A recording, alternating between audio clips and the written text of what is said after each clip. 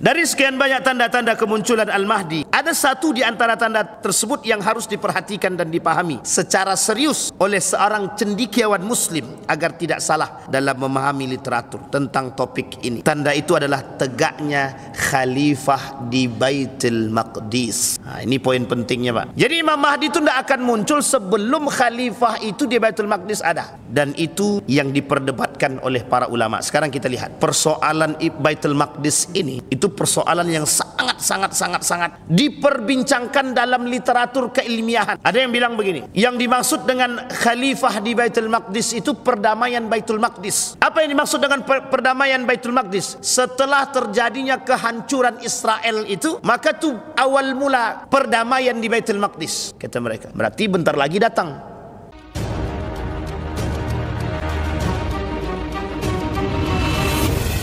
Kemarin itu kita membahasnya Imam Mahdi daripada hadis baginda Nabi Muhammad sallallahu alaihi wasallam. Dalam beberapa pandangan, Imam Mahdi disebut sebagai panglima atau pemimpin perang akhir zaman, atau bahasa lainnya pahlawan, hero di akhir zaman lah. Ketika Imam Mahdi turun, dalam bahasa hadis dia dikata memberantas kezaliman, kemaksiatan, ketidakadilan. Sehingga masa jaya Imam Mahdi itu dia tak lama pun, 7 sampai 8 tahun saja. Tapi selama 7 sampai 8 tahun itu orang-orang beriman yang hati dia terikat dengan keimanan itu bersama dengan Imam Mahdi. Maka sebenarnya mempertanyakan dalam diri kita keberpihakan kita jika kita bertemu dan kita masih hidup pada masa itu. Imam Mahdi ini menjadi satu hal yang fenomenal dan kontroversi. Imam Mahdi ini kontroversi menurut sebagian pandangan. Nanti kita coba tengok Imam Mahdi ini dalam para pandangan para peneliti. Imam Mahdi dalam pandangan Yahudi, Imam Mahdi dalam pandangan Nasrani, Imam Mahdi dalam pandangan agama Hindu, Buddha. Apakah ada paham itu dalam paham agama-agama yang lain? Terus bagaimana dalam Islam itu sendiri? Ada dua, ada Syiah dalam pandangan Syiah atau Syi'i, ada juga dalam pandangan Sunni, dan ini memiliki karakter-karakter yang berbeda. Sampai persoalan Imam Mahdi ini dipertanyakan dan diperdebatkan dalam beberapa persoalan, itu. Yang pertama persoalan hadis, kebenaran, originalitas daripada hadis atau otentisitas daripada hadis, keaslian hadis atau kesahihan hadis.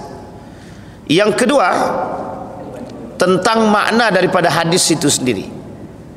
Ini poin dalam pemahaman itu oleh para ulama sudah dari dulu diperdebatkan, sehingga kita sebenarnya yang sekarang ini hanya sekedar menukil saja, menukil daripada pandangan para ulama, kemudian kita sampaikan kepada masyarakat terkait apa yang kita pelajari.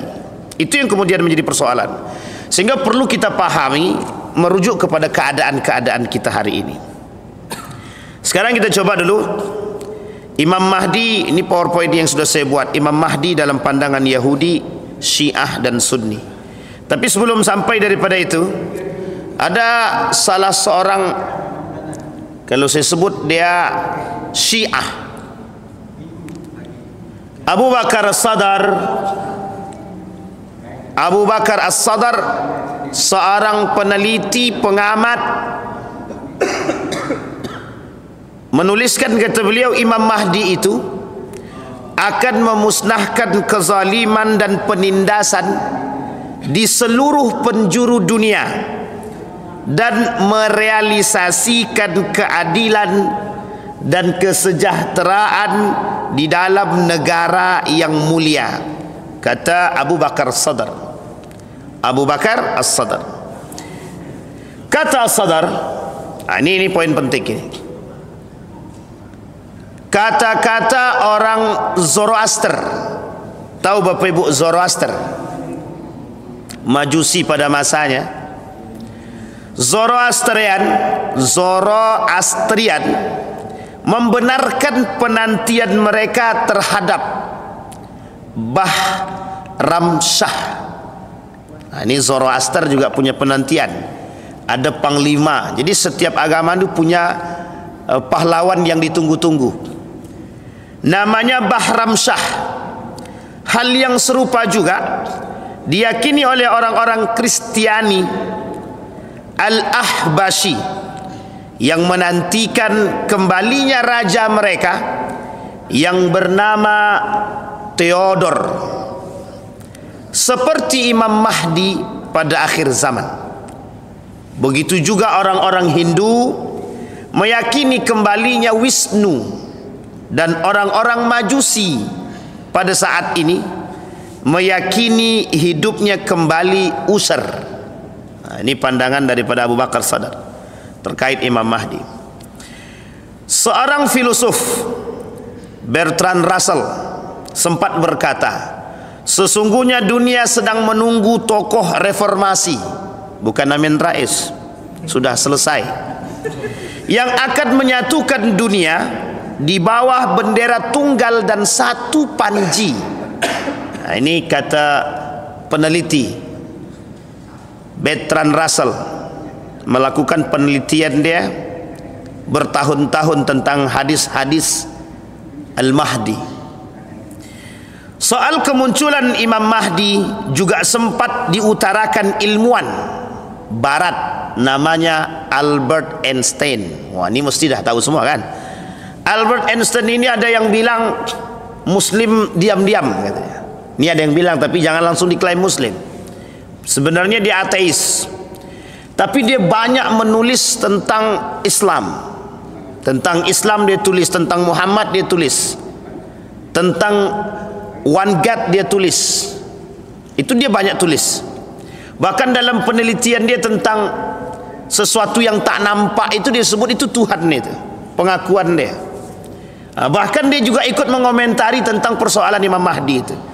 Sang pencetus teori relativitas itu berkata, sesungguhnya hari ketika dunia dipenuhi dengan perdamaian dan ketentraman, dan manusia di dalamnya saling mencintai dan bersaudara, tidak akan lama lagi. Itu tidak akan lama lagi waktu dia masih hidup, sampai hari ini. Artinya menurut dia perjalanan waktu itu tidak lama. Menurut seorang ilmuwan yang tingkat kecerdasannya di atas rata-rata, yang setelah menelaah beberapa pandangan daripada beberapa agama, itu dia kata tak lama lagi Imam Mahdi itu muncul yang menyatukan umat. Pertanyaannya adalah, seorang Albert Einstein yang ateis, kok bisa dia mempelajari hal tersebut? Jadi ini sesuatu yang dipertanyakan. Artinya fenomenal, kontroversi di tengah manusia. Betulkah kelak Imam Mahdi itu turun? Betulkah Imam Mahdi itu ada? Ataukah hanya fiksi atau fiktif belaka? Dan ini dipersoalkan oleh para sebagian kalangan. Ibnu Khaldun tidak mau tinggal. Penulis kitab Al-Muqaddimah mengatakan, ketahuilah bahwa yang masyhur di kalangan umat Islam sepanjang zaman adalah pada akhir zaman pasti akan muncul seorang pria dari keluarga Nabi Muhammad sallallahu alaihi wasallam yang menegakkan agama, menampakkan keadilan, ditaati kaum muslimin, serta menjadi penguasa kerajaan-kerajaan Islam yang bernama Al-Mahdi, kata Ibnu Khaldun. Sekarang kita lihat dari sekian banyak pandangan itu, apa karakteristik keluarnya Ibnu Khaldun yang secara umum ya. Sebelum Ibnu Khaldun itu muncul, karakteristik untuk munculnya Ibnu Khaldun itu yang pertama, jelas kezaliman yang merajalela. Kalau sekarang ni dah merajalela atau belum? Masih ada yang sejahtera, tapi lebih banyak sejahtera atau tersiksa? Tergantung manipulasi lah, tergantung manipulasi data. Dia manipulasi data tu bagaimana? Ya, angka kemiskinan menurun gitu. Ternyata memang menurun angka kemiskinan karena standar kemiskinannya diturunkan. Jadi kalau standar kemiskinannya tetap, misal standar kemiskinan itu 1 juta, maka kalau standar kemiskinannya 1 juta, misalkan angka kemiskinannya stagnan. Tapi kalau standar kemiskinannya diturunkan dari 1 juta jadi 500.000, otomatis angka kemiskinan naik. Angka kemiskinan menurun. Kenapa kok menurun? Ya karena standar kemiskinannya diturunkan. Nah, ini tergantung data. Makanya yang disampaikan itu perlu kita telaah. Betulkah? Karena persoalan kita sekarang ini bukan hanya dengan data yang nampak oleh mata juga jelas. Sekarang ini sebenarnya tak lagi kita perlu melakukan penelitian secara eksplisit, mencari orang tak mampu. Tak usah jauh-jauh, tengok sekeliling rumah kita nih, ada tak yang tak makan? Kita ambil ruang lingkup yang sangat sedikit. Misal dalam satu perumahan cuma 30 kakak. Berapa orang yang tak mampu di situ, yang tak bisa makan? Yang tak bisa makan sehari itu ternyata 5 kakak. 5 dari 30 berarti berapa persen? 5 kakak dari 30 kakak berarti berapa persen? Sekitar berapa persen tuh? 15%. Artinya sedikit apa banyak? Banyak. Kecuali kalau 1, 2 itu kan masih mending lah. Nah, ini poin penting. Yang pertama, maka kata baginda Nabi Muhammad sallallahu alaihi wasallam dari Abu Asmar Ar-Rahabi, dari Thauban, dia berkata Rasulullah sallallahu alaihi wasallam bersabda, kelak 3 orang akan berperang di dekat perbendaharaan kalian ini. Nah, ini poinnya nanti kita coba lihat, yaitu Ka'bah, dan kesemuanya adalah anak khalifah. Nah, ini yang dikatakan oleh Uzma itu Ustadz Muhammad Zulkifli Muhammad Ali. Dan kesemuanya itu anak khalifah, dan tidak ada yang menang melainkan 1 orang.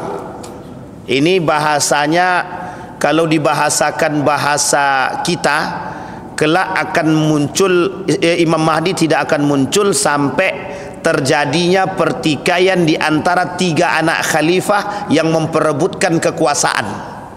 Nanti di antara 3 ini siapa yang berkelahi, siapa yang menang, maka tinggallah salah satu di antara 3 tersebut atas perkara tersebut untuk merebut kekuasaan.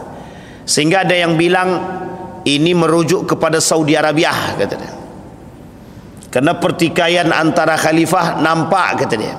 Itu pandangan, sebagian kalangan. Ada juga yang mengatakan dari negara-negara Arab yang lain. Kenapa kok negara Arab? Karena kelak Imam Mahdi itu dia datang itu berperang untuk Jazirah Arab terlebih dahulu. Sebelum semuanya didamaikan, itu Imam Mahdi akan mencoba untuk memperbaiki Jazirah Arab dalam perang pertama dia. Jadi nanti perang pertamanya Imam Mahdi itu Jazirah Arab, dan kelak akan menjadi pasukan dia. Kita lihat nanti tentara dia atau pasukan daripada Imam Mahdi. Apakah kita Indonesia ini termasuk pasukan Imam Mahdi atau tidak, nanti kita tengok. Kemudian lalu muncullah bendera-bendera hitam yang disebut dengan panji hitam dari wilayah timur. Mereka lantas memerangi kalian dengan perperangan yang sengit, yang sama sekali belum pernah dilakukan kaum manapun. Ini dalam riwayat yang lain, munculnya kekuatan Islam kembali dari 3 arah, kata Nabi. Kelak kekuatan Islam itu akan muncul dari 3 arah. Yang pertama, Syam, meliputi Palestina, Yordania, Libanon, Syria. 4. Satu dalam lingkup yang satu namanya Syam, Palestina, Yerusalem sama, kemudian Libanon, Syria, Yordania. Kemudian yang kedua ada namanya Yaman, pasukan dari Yaman.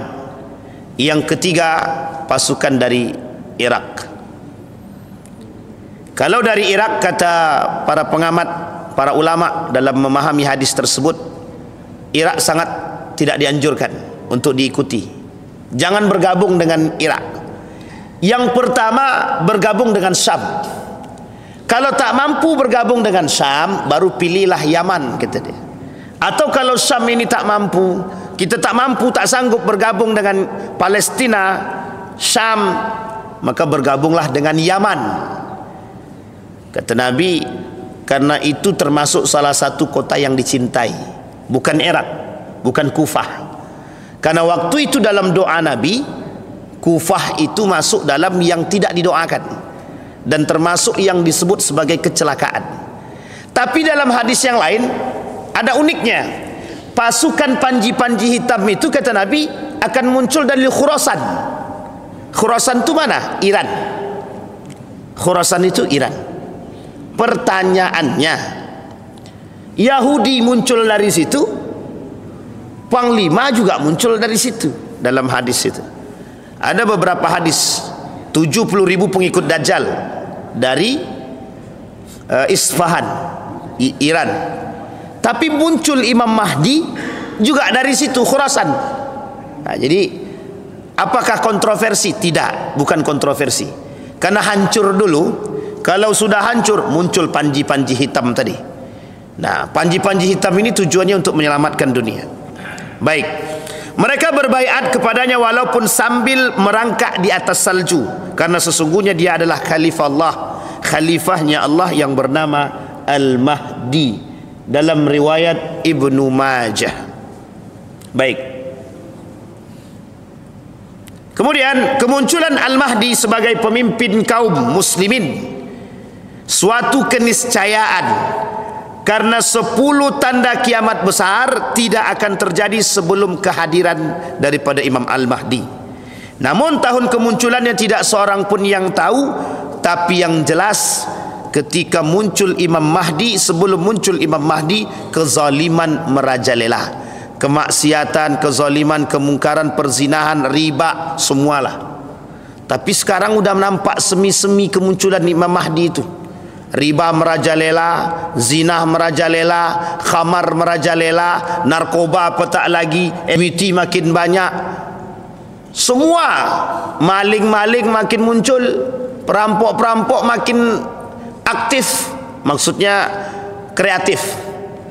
Dulu namanya perampok itu diam-diam, kan tengah jalan malam hari, kan tak mau orang ramai, kalau tidak ada rampoknya juga. Semua Pak, kezaliman, kemungkaran merajalela itu. Apakah masa sekarang ini mendekati pada masa tersebut? Ini yang kemudian oleh para ulama diperdebatkan. Ada yang kata belum lagi, lama lagi. Tapi kalau merujuk kepada poinnya, kita lihat sekarang hampir semua negara sedang membahas tentang persoalan yang sama. Ulama-ulama di berbagai negara itu sedang mencoba kasus-kasus yang sama. Tanda akhir zaman, kiamat kecil, kiamat besar, terkait persoalan Imam Mahdi, Dajjal, hampir semua bahas itu sekarang. Pertanyaannya, ada apa? Kok baru sekarang mulai dibahas gitu? Artinya kezaliman itu mulai nampak di semua negara, bukan hanya di sini. Tapi Eropa sekarang banyak yang mencaci Islam, banyak yang masuk Islam. Buktinya gubernur di Amerika Serikat, wali kota di Amerika Serikat itu Muslim. Di New York, di intinya betul. Sakit kepala Donald Trump langsung kan, langsung kubun-ubun sakitnya itu, saking bencinya dengan Islam, ternyata muncul di tempatnya betul. Tapi alhamdulillah, pertanyaannya berarti di situ tak datang Imam Mahdi Ustaz, wallahu alam. Tapi persoalannya adalah kemungkaran itu jelas. Ulama Amerika sendiri Syekh Yusuf Nauman Ali Khan juga berbicara tentang hal yang serupa. Doa seorang pemimpin umat muslim di Eropa sama tentang persoalan tanda-tanda akhir zaman. Apakah kelak Islam bangkit di Eropa? Dalam beberapa penelitian setidaknya ada 3. Satu Asia, yang kedua Eropa, satu lagi Afrika. Tapi yang nampak sekarang nih bukan Asia, bukan Afrika, tapi justru Eropa katanya. Inggris mulai terkenal. Sekarang di Inggris tuh bebas Islam itu, mau bangun masjid sebesar sebanyak apapun silahkan, karena dia tahu terasa damai dengan orang-orang Islam, kata dia. Semakin banyak orang yang mempopulerkan Islamophobia, semakin banyak yang masuk ke dalam Islam. Sama di Eropa, di Amerika sekarang begitu, di beberapa negara Eropa sekarang begitu. Kebencian terhadap Islam berubah menjadi kecintaan terhadap Islam. Artinya, kalau makin banyak orang yang masuk Islam dan mengenalkan kebenaran dan keadilan, mungkin bagian daripada tanda-tanda akhir zaman. Kembali kepada tadi, kata Nabi, satu di antaranya kezaliman dan kejahatan yang merajalela. Kemudian dalam riwayat yang lain, Nabi bersabda, yang arti dia, nanti bumi ini akan dipenuhi dengan kejahatan dan kezaliman sehingga Imam Mahdi muncul berkuasa selama 7 tahun. Kemudian Al-Mahdi tidak akan keluar sampai jiwa-jiwa yang tidak berdosa terbunuh. Ini banyak makna dia. Kalau terbunuh dalam makna eksplisit, banyak juga sekarang. Yang salah tidak mati, yang mati justru yang tidak salah. Misal, yang korupsi siapa, yang masuk penjara siapa. Nah, itu banyak juga. Itu diartikan sama itu. Banyak yang korupsi, yang masuk penjara bukan yang korupsi. Kata yang korupsi, kau aja yang masuk, nanti anak istrimu aku jamin. Setelah masuk dia, di WA pun tak dibalas. Nah, ini contoh saja. Banyak hal-hal yang dimaksud dengan hadis ini adalah pembunuhan merajalela, baik itu dia bersalah ataupun tak bersalah. Jadi seolah-olah itu bagian daripada sebuah kebiasaan dan memang menjadi satu tanda. Kata Nabi dalam riwayat yang lain, tidak akan terjadi hari kiamat sampai kalian akan melihat pembunuhan itu di mana-mana. Dan sekarang itu berita kita tentang itu aja isinya. Si fulan mati karena dibunuh, si fulan meninggal karena ditabrak, si fulan meninggal karena, berita kita itu aja. Seolah-olah kematian itu serasa dekat saja. Dalam bulan ini saja, di dekat perumahan kami itu yang meninggal 2 minggu itu, dalam dua pekan itu yang meninggal sudah 4-5 orang itu, dengan jarak waktu yang 1 hari ini meninggal, 2 hari kemudian meninggal pula yang lain, 2 hari kemudian meninggal pula yang lain. Jadi serasa awak pun mau meninggal dibuatnya, terasa dekat betul. Jadi kematian itu serasa dekat. Tapi yang dimaksud hadis ini bukan pertumpahan darah, persoalan sepele bisa menyebabkan pertumpahan darah, persoalan sepele. Itu yang dimaksud oleh Nabi. Persoalan sepele demi kekuasaan, demi jabatan, demi harta, demi duit, demi dinar, rela semua berbunuhan. Dia tak pandang lagi dia abang dia, adik dia, tak. Yang jelas nyawa tu begitu murah. Nyawa tu begitu murah. Kalau kita lihat merujuk kepada kejadian, mohon maaf ya, ini jangan tersinggung. Kasus dulu unik kasusnya itu. Hanya karena uang 2.000, uang parkir 2.000, itu rela berbunuh-bunuhan itu. Tapi bukan persoalan karena uangnya sebenarnya. Iman. Ini poin penting, iman, persoalan iman. Maka Bapak Ibu, kenapa begitu sensitif? Karena kelak di akhir zaman yang berbicara bukan iman, yang berbicara adalah kekuasaan, yang berbicara adalah harta, yang berbicara adalah jabatan, yang berbicara adalah wanita. Jadi persoalan ini akan terjadi gitu. Orang berebut perempuan, bunuh-bunuhan. Orang persoalan uang, bunuh-bunuhan. Orang persoalan jabatan, bunuh-bunuhan. Semua bunuh-bunuhan. Jadi jiwa-jiwa yang tak berdosa pun ikut gitu. perperangan, banyak dengan kerakusan dan keangkuhan yang menyebabkan nyawa yang tidak berdosa itu terbunuh. Sekarang ini kan dah nampak semi-semi tadi itu. Maka saya bilang, siapa yang naik sekarang itu yang tidak mendukung, jangan mimpi dapat jabatan itu. Yang naik sekarang, oh siapa kemarin dia tak dukung aku, udahlah copot. Ini kan sebenarnya indikasi perpecahan yang sangat jelas. Siapapun pemimpin yang naik harusnya menggandeng tuh, harusnya gitu. Tapi bukan memisahkan. Jadi semakin nampak tuh begitu sekarang. Oh, yang naik ketua masjid itu si fulan. Jadi yang sekretarisnya pun dicopot sekali. Sekretaris copot, engkau bukan pemilih aku dulu. Jadi siapapun yang tak milih dia, copot. Siapapun yang tak bersama dia, copot. Bukan menggandeng persahabatan perdamaian, tapi justru menambah perpecahan. Sehingga yang terjadi apa? Rebutan. Kau cuma 5 tahun, 5 tahun ke depan aku sikat lagi. Rupanya kalah lagi dia kan. 10 tahun makin sakit hati dia. Yang bermain dukun lagi, tukang sihir, tolong santet dia itu, mati dia bisa naik kan gitu. Ini persoalan Bapak Ibu. Dari sekian banyak tanda-tanda kemunculan Al-Mahdi, ada satu di antara tanda tersebut yang harus diperhatikan dan dipahami secara serius oleh seorang cendekiawan muslim agar tidak salah dalam memahami literatur tentang topik ini. Tanda itu adalah tegaknya khalifah di Baitul Maqdis. Ini poin pentingnya Pak. Jadi Imam Mahdi itu tidak akan muncul sebelum khalifah itu di Baitul Maqdis ada. Dan itu yang diperdebatkan oleh para ulama. Sekarang kita lihat. Ini orang-orang ini mesti ternaik kepala nih Pak. Persoalan Baitul Maqdis ini itu persoalan yang sangat diperbincangkan dalam literatur keilmiahan.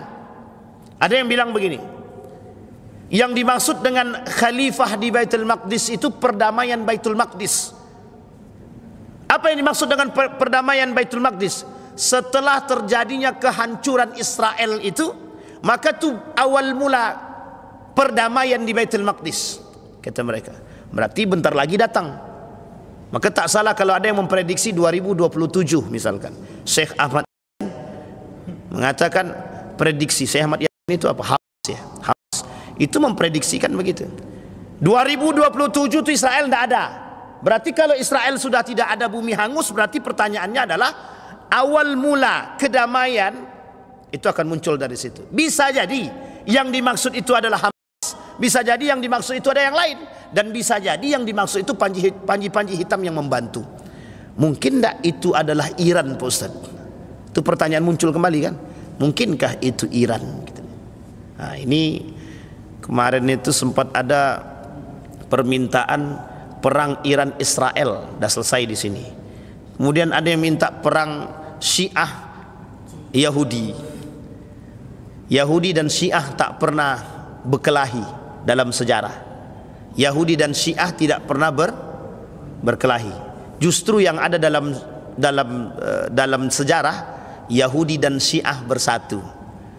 Dalam sejarah Yahudi dan Syiah tak pernah berperang, tapi Yahudi dan Syiah pernah bersatu dan selalu bersatu dan tetap bersatu. Sehingga muncul satu buku, judul bukunya bagus sekali, Zionis dan Syiah bersatu menghantam Islam, kata dia. Itu bagus juga bukunya. Kapan waktu kita coba tengok buku itu tersebut. Tapi kita kembalikan. Maka kata Syekh Ahmad dalam prediksi dia 2027 itu Yerusalem berada dalam posisi akan dipegang oleh kelompok-kelompok yang dianggap sebagai pemersatu umat atau yang dianggap sebagai pendiri khalifah, munculnya khalifah karena perdamaian tersebut. Maka setelah itu akan muncul yang disebut dengan Imam Mahdi. Tapi masafahnya masih tetap panjang. Kedamaian yang dirasakan masih tetap panjang. Ada yang mengatakan sampai 100 tahun. Tapi bahkan ada yang mengatakan lebih. Baik. Itu persoalan Baitul Maqdis. Sehingga sekarang itu semua orang memprediksi Karena kebenaran al-haqqu min rabbik fala takum minal mumtarin. Tak ada keraguan pada kita, kebenaran itu mesti datang dari Allah. Persoalannya kita tidak bisa seperti apa kebenaran itu. Hanya saja ciri-ciri dan tanda-tanda itu yang kemudian diperhitungkan oleh sebagian kalangan dari para ulama yang mencoba menghitung lewat, ada yang memprediksi lewat umur, hitungan umur yang disampaikan oleh Nabi dalam fase. Yang kedua, ada yang memprediksi tentang kehancuran dan campur tangan Iran. Yang ketiga, yang mengatakan ketika sudah mulai Konstantinopel itu mulai nampak bangkit dia. Konstantinopel itu mana? Turki sekarang. Konstantinopel itu Turki sekarang. Jadi Turki ini nanti kelak bakal jadi satu juga. Kelak Turki ini juga bakal, bahasa dalam hadis Nabi, akan kembali terbuka. Kemenangan itu bagi Konstantinopel akan nampak kembali. Konstantinopel itu satu daerah yang ada di Turki, Istanbul sekarang, yang di antara duanya itu dua sisi, Eropa dan Asia. Itu satu-satunya negara yang diapit oleh dua benua sekali, Asia dan Eropa. Setengahnya masuk Eropa, setengahnya masuk Asia. Itu cuma Turki yang punya. Jadi ada beberapa tanda-tanda. Satu-satunya negara di dunia yang diapit oleh dua, yang masuk dalam dua benua, Turki saja. Tapi satu-satunya negara di muka bumi ini yang diambil dari nama, penaklukannya juga cuma satu, Saudi Arabia. Semuanya di situ. Kalau kita rujuk sejarah, Bizantium, Romawi, Konstantinopel, Persia dan lain sebagainya, negara yang paling berkuasa di dunia ini, itu semuanya berada dalam lingkup Islam semua dan ditaklukkan oleh Islam semua.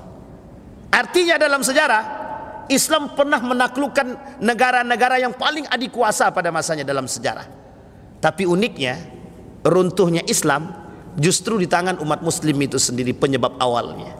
Nah, ini poin penting. Maka itu indikasi ketika dinasti Umayyah hancur disebabkan internal, cinta dunia, cinta jabatan, cinta kekuasaan, hancur. Abbasiyah hancur, Mongol, Andalusia hancur, sama. Penyebabnya semua internal saja.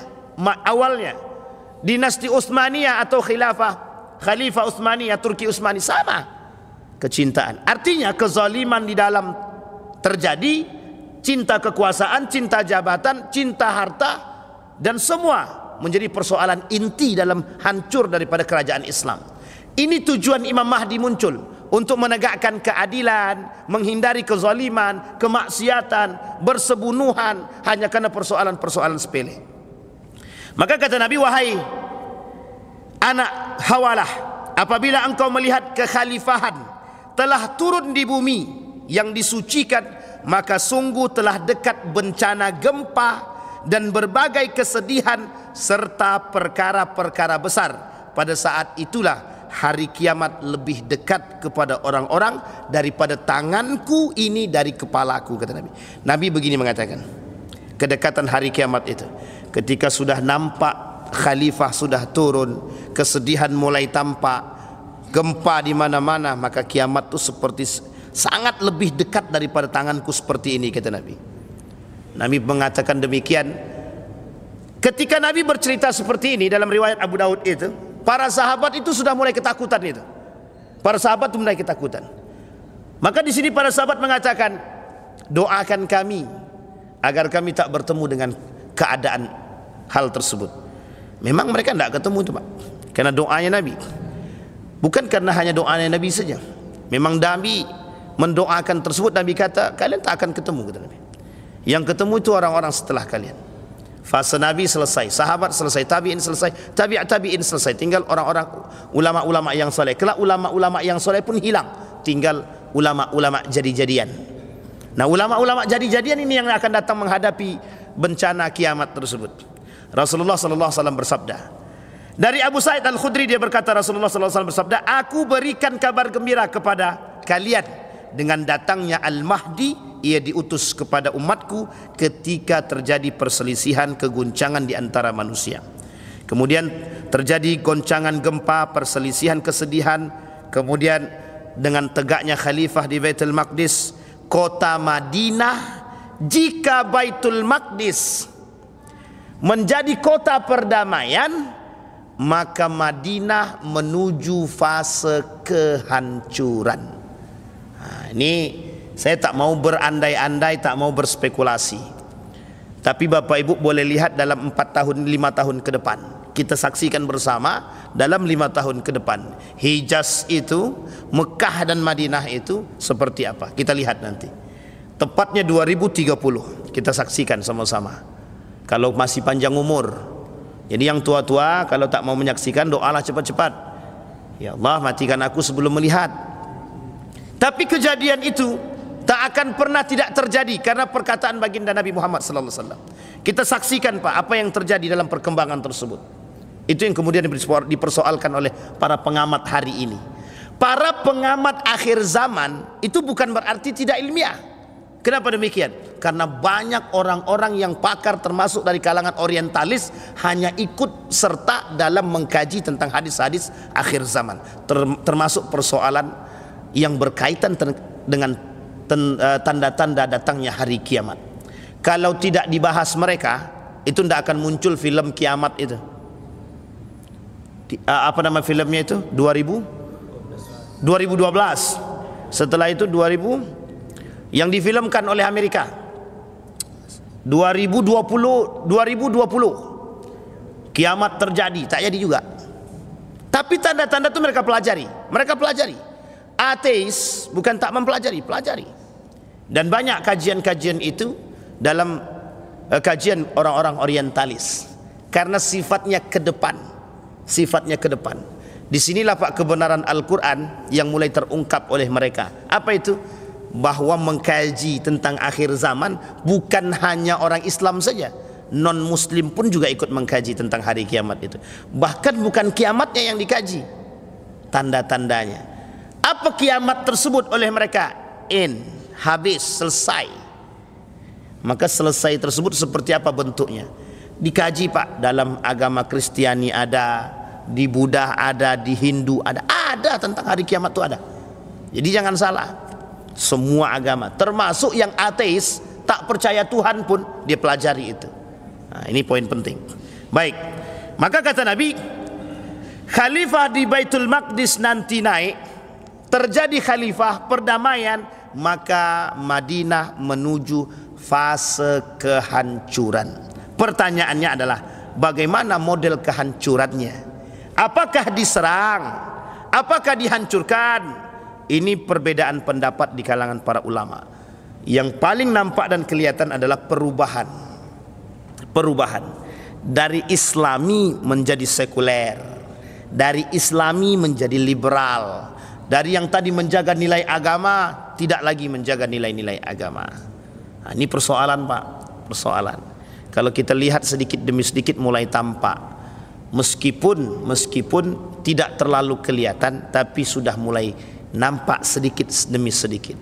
Maka ada yang mengatakan dengan munculnya sosok yang satu ini, yang fenomenal dan kontroversi ini di negara tersebut, itu menjadi, sampai ada yang bilang begini, tanda hari kiamat akan muncul di sana dengan munculnya sosok yang fenomenal dan kontroversi ini.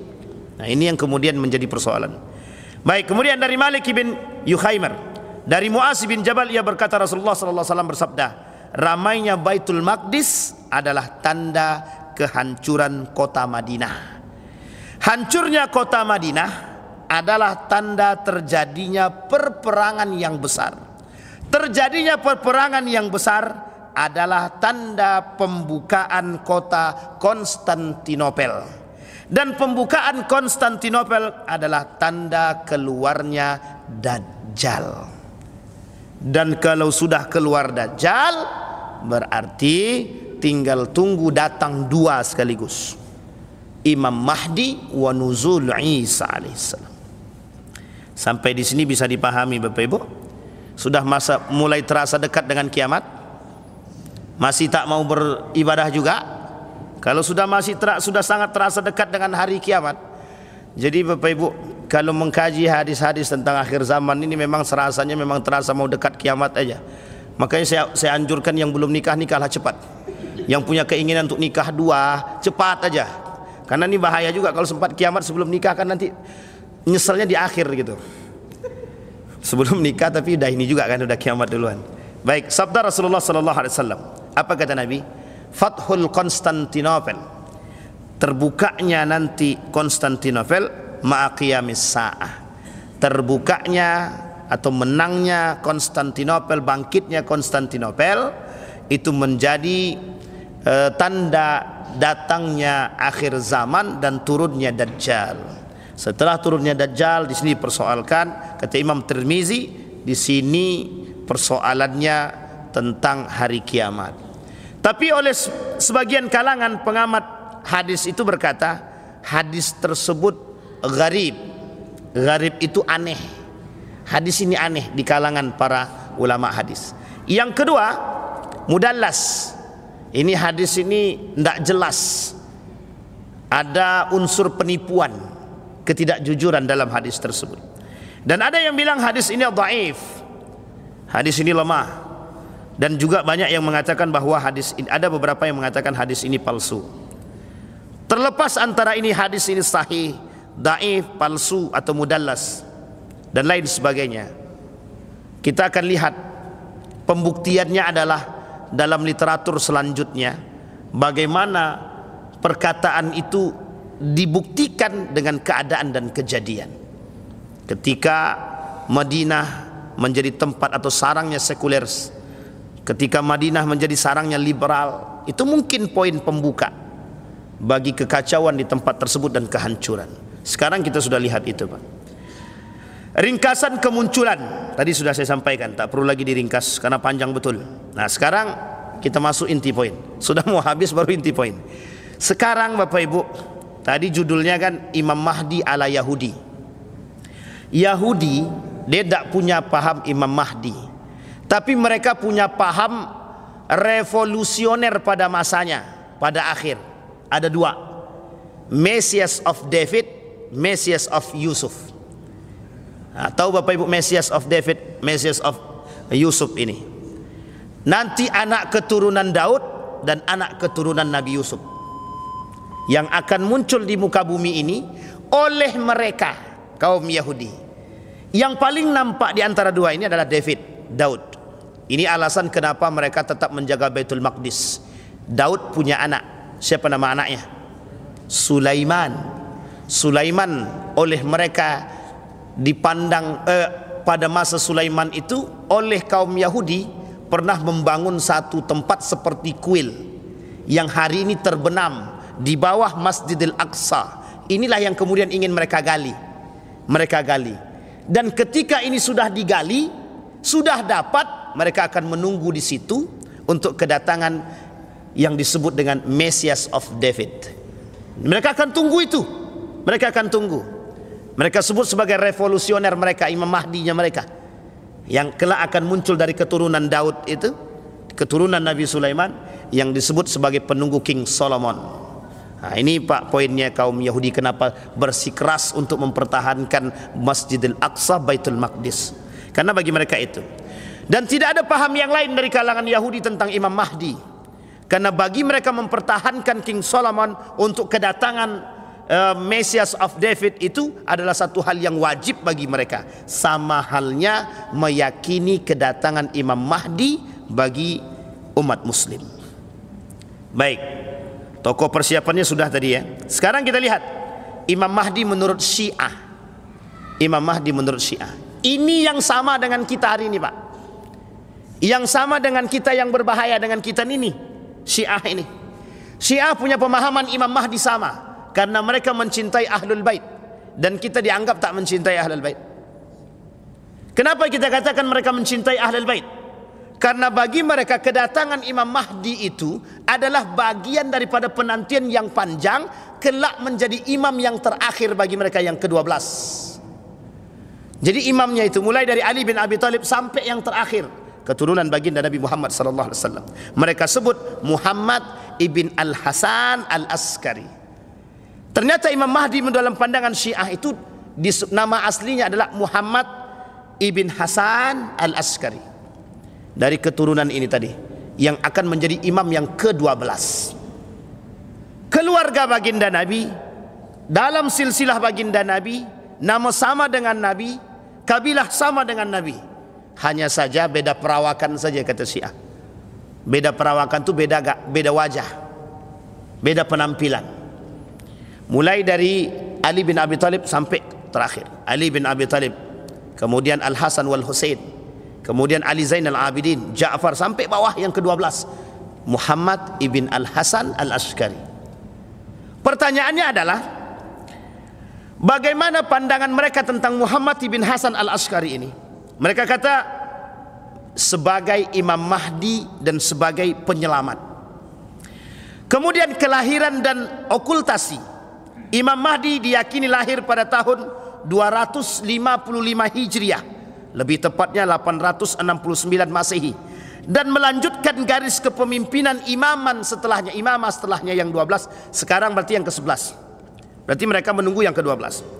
Setelah ayahnya Imam Hasan Al Askari, sejak saat itu ia hidup dalam keadaan gaib, okultasi. Jadi paham Syiah bahwa Imam Mahdi itu sudah ada, cuma sedang bersembunyi, sedang berada di tempat yang gaib, yang tak nampak. Kelak turun dia. Inilah kemudian yang dipahami oleh dia, yang dipahami oleh kelompok Syiah. Ada dua kegaiban. Syiah meyakini bahwa Imam Mahdi mengalami dua kegaiban, yaitu gaib ketika kecil, gaibat sugra, dan gaib besar, kubra. Selama kegaiban kecil, ia berkomunikasi dengan para pengikutnya melalui 4 wakil khusus.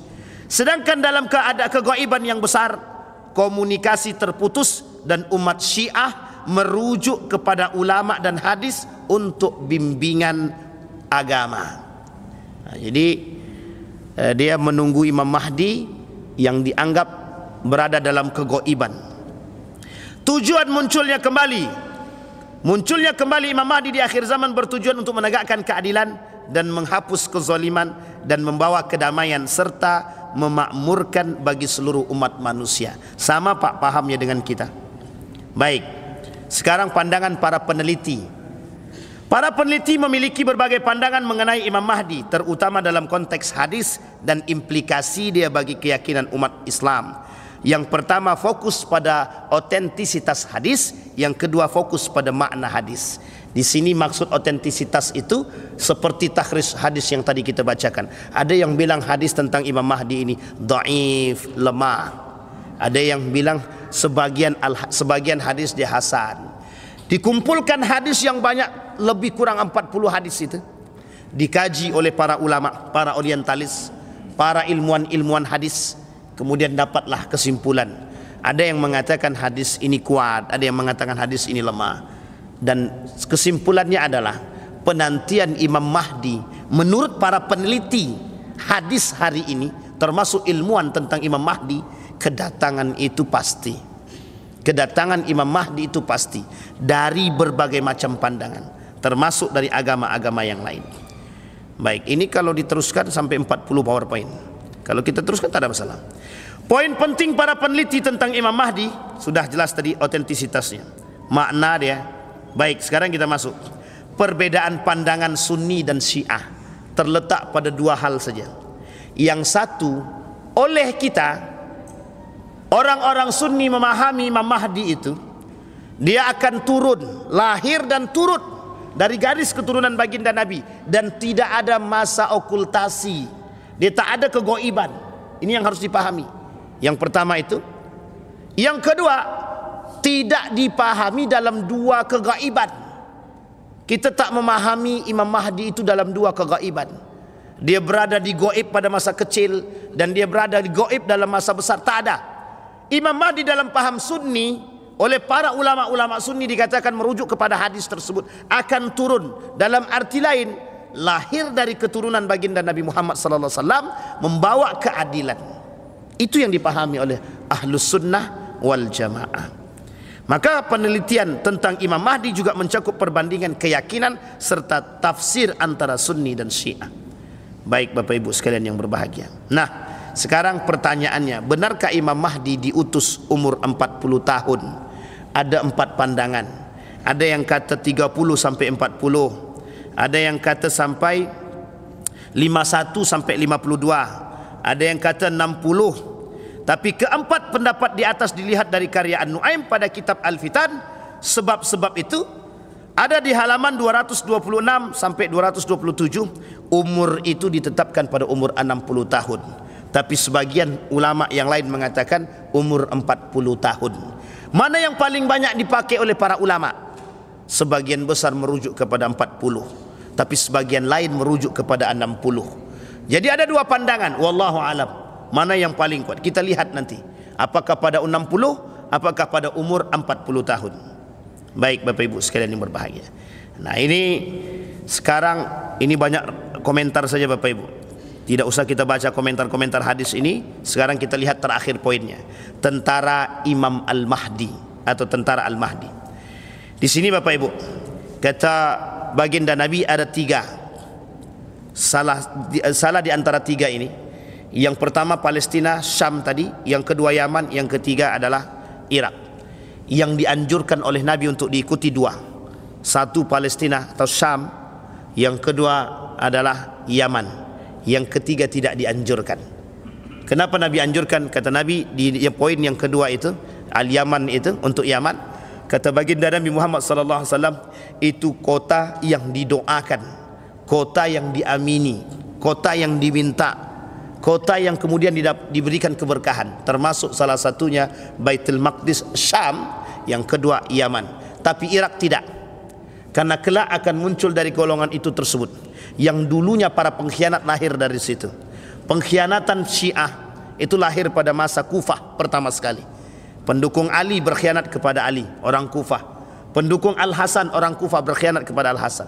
Pendukung Al-Husain, orang Kufah, kemudian berkhianat kepada Al-Husain. Mereka semua Kufah. Kufah itu Irak dia sekarang. Maka tak dianjurkan untuk mengikut kepada panglima-panglima perang yang berada di Irak. Dan tak masuk di situ Iran. Tak masuk di situ Iran. Hanya saja ada hadis baginda Nabi mengatakan akan muncul panji-panji hitam dengan bendera-bendera yang bertuliskan La ilaha illallah dari Khurasan. Pertanyaannya adalah bagaimana sesungguhnya panji-panji itu? Kata para ulama, panji-panji yang sebut tadi, panji-panji hitam yang membawa bendera yang bertuliskan La ilaha illallah itu kelak mereka yang akan menjadi pendukung Imam Mahdi. Baik. Sekarang kita lihat dari hadis yang lain. Kemudian muncullah bendera-bendera hitam dari arah timur. Lantas mereka memerangi kaum dengan satu perperangan yang belum pernah dialami oleh kaum sebelummu. Kemudian beliau melanjutkan sabdanya, maka jika kamu melihatnya berbaiatlah kepadanya. Nah, siapa dia? Itulah yang disebut dengan Imam Mahdi. Baik, karakteristik pasukan Imam Mahdi. Semoga kita masuk dalam poin tersebut. Yang pertama, beberapa riwayat menyebutkan bahwa pasukan ini akan terdiri dari orang-orang pilihan. Yang kedua, seperti ahlul Quran. Yang ketiga, ahli dakwah. Yang keempat, ahli zikir. Yang kelima, yang terakhir, mereka juga digambarkan sebagai pasukan yang disiplin tinggi dan bersatu padu. Sekarang kalau kita rujuk daripada poin ini, itu bisa dilihat di Hamas. Saya tak dukung Hamas ya, tapi saya mendukung banget gitu. Tapi poinnya, kata Syekh Ahmad Yasin, dalam memilih anggota Hamas itu, satu syarat utamanya, wajib hafal Quran. Wajib hafal Quran. Dan wajib menjalankan hafalan tersebut. Artinya harus karakter dia dan akhlak dia sesuai dengan apa yang dia hafal. Ini sekarang kalau kita tengok begitu, kalau dibilang ahli strategi perang, bukan tak ahli lagi. Sampai kalang kabut Israel dibuat deh. Sampai hari ini mereka masih bertahan. Dulu ada namanya intifadah, hilang intifadah, muncul Hamas. Dan ini poin penting itu. Ahli zikir, setiap mereka melepaskan bom itu bukan tanpa zikir, karena poin dalam diri mereka jihad. Dan ini poin penting, jihad bagi mereka. Yang hilang di akhir zaman itu apa? Satu, yang paling penting tonggak segalanya, Ada seorang ulama dari kalau saya tak salah dari Afghanistan. Apa kata ulama tersebut? Kemana umat muslim hari ini? Mengapa mereka jauh daripada jihad? Apakah mereka tidak melihat jihad sebagai hal yang utama dalam diri mereka? Karena manusia hari ini tak berani mencari syahid, tak berani mencari mati atau masuk surga langsung. Mereka maunya masuk surga tanpa hisab, tapi dengan cara poligami aja. Itu aja terus bahasnya, masuk surga tanpa hisab, poligami. Bukan persoalan jihad. Karena itu yang hilang dari diri umat muslim hari ini dan orang-orang beriman, kata ulama Afghanistan tersebut, kalau saya tak salah. Maka Bapak Ibu sekalian yang berbahagia, karakteristik ini itu yang dibangun oleh Syekh Ahmad untuk membangun para pejuang-pejuangnya Allah yang berdasarkan kepada Al-Quran dan Sunnah. Maka Bapak Ibu sekalian yang berbahagia, sebelum kita tutup, ini memang panjang nih Bapak Ibu, ada simbol-simbolnya sudah kita sampaikan, bendera dan lain sebagainya. Maka Bapak Ibu sekalian yang berbahagia, yang perlu kita yakini hari ini sebagai kesimpulan, yang pertama, bahwa Imam Mahdi dalam pandangan Ahlus Sunnah wal Jamaah, kedatangan dia pasti. Yang kedua, kedatangan dia membawa kebenaran dan kita harus berbaiat kepada dia jika kita bertemu dengan dia. Yang ketiga, bahwa kita orang-orang mukmin ini harus berada dalam pasukan itu. Yang keempat, mulai dari hari ini kita harus bisa melatih diri untuk berada pada kebenaran dan keadilan, bukan pada kesesatan dan kemaksiatan. Bukan membela yang salah, tapi membela yang benar. Biasakan diri kita, lidah kita, sikap kita pada yang benar. Karena yang bakal bertahan pada kebenaran yang punya sikap. Yang tak punya sikap tak akan berada dalam kebenaran. Ustaz, kami kadang sama si Anu benar, kadang sama yang salah, katanya. Itu tak punya sikap, abu-abu. Orang-orang seperti ini tidak dibutuhkan oleh Imam Mahdi. Orang-orang seperti ini tidak dibutuhkan dalam Islam. Islam hanya butuh manusia punya sikap, karena iman menentukan sikap. Kalau dia tidak punya sikap, dia tidak punya iman. Orang yang tidak bisa menentukan sikap tidak punya iman. Lidah biasakan berkata yang benar dan harus berani dalam kebenaran, karena Imam Mahdi mengajarkan kebenaran. Rasulullah sallallahu alaihi wasallam sangat mengecam orang-orang yang tidak menjaga kebenaran. Bahkan di dalam Al-Quran diancam oleh Allah tidak diajak berbicara orang-orang yang menyembunyikan kebenaran. Saya kira itu saja Bapak Ibu sekalian yang berbahagia. Selesai sudah paham kita tentang Imam Mahdi. Kelak akhirnya adalah kita semua akan berhijrah ke tempat yang disebut dengan panglima perangnya, yaitu Syam, Palestina. Kalaupun kita tak mampu dan kita masih dipanjangkan umur dan kita menyaksikan itu, maka bergabunglah bersama para pejuang-pejuang di Yaman, dan insya Allah kita selalu mendapatkan keberkahan. Dan kita berdoa kepada Allah, semoga sebelum kita bertemu dengan masa kehancuran tersebut, kita diwafatkan dalam keadaan husnul khatimah, dan kita punya generasi-generasi yang betul-betul dijaga oleh Allah, dan insya Allah kita punya generasi-generasi pejuang, kita punya generasi-generasi yang cinta akan keadilan dan kedamaian yang berdasarkan dan bersumber pada iman. Amin ya rabbal alamin.